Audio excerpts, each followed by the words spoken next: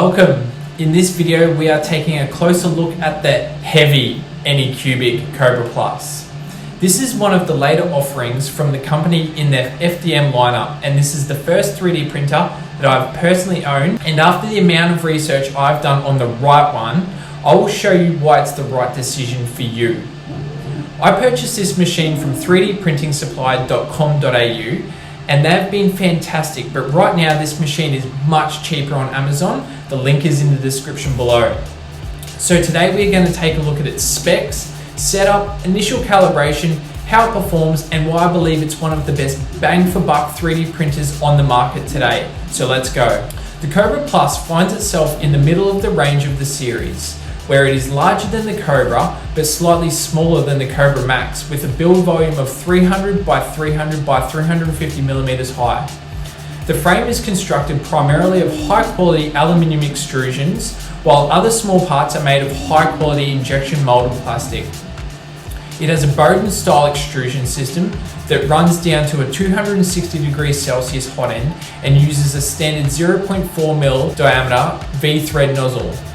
There are dual 6,000 RPM fans in the print head for fast part cooling that are so quiet you can hardly hear them running.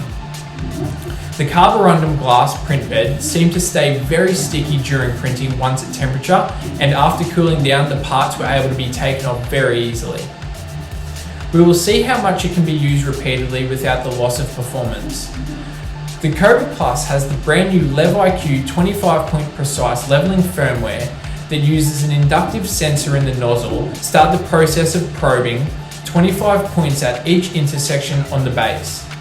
This is all helped by the dual Z-axis lead screws on individual stepper motors, allowing print speeds of a claimed up to 100 millimeters a second. It has built-in belt tensioners, power loss recovery with a filament runout sensor, giving it the ability to continue printing after a power failure or if you run out of filament. The machine is controlled through its massive and highly responsive 4.3-inch touchscreen, and you can print directly from a micro SD card or over USB cable, which is all supplied.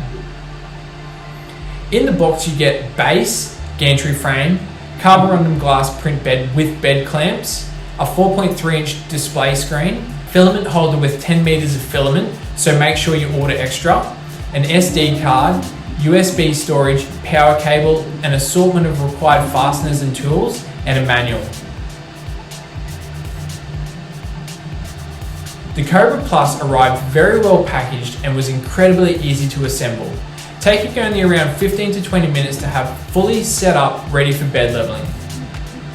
The gantry frame bolts to the base using 4 50mm M5 screws, and the screen is attached with 3 smaller screws. The filament spool holder snaps into position on the right side aluminium extrusion. The machine runs on a switchable 110 volt or 220 volt AC system with the power supply mounted internally underneath the base. Initial setup involves running a leveling sequence to create a bed mesh, which was very quick and straightforward using the UI. In my testing, I found the Kobra Plus to be a reliable and capable machine. The extrusion system, inductive sensor, and carborundum bed all worked well, and I had no issues with bed leveling.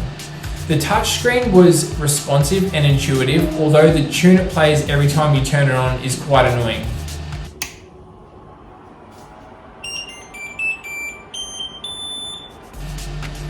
I did find the smell of all the new items heating up and the plastic melting quite significant, but I've already designed and ordered the parts for an enclosure I'm going to build with an exhaust fan.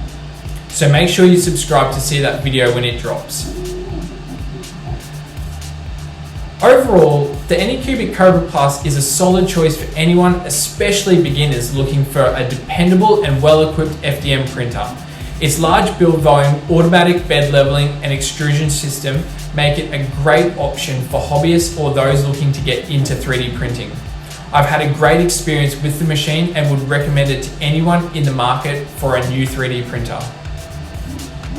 So that's it for today's video on the Anycubic Kobra Plus. Hope you found this video informative and that you learned something new about this machine.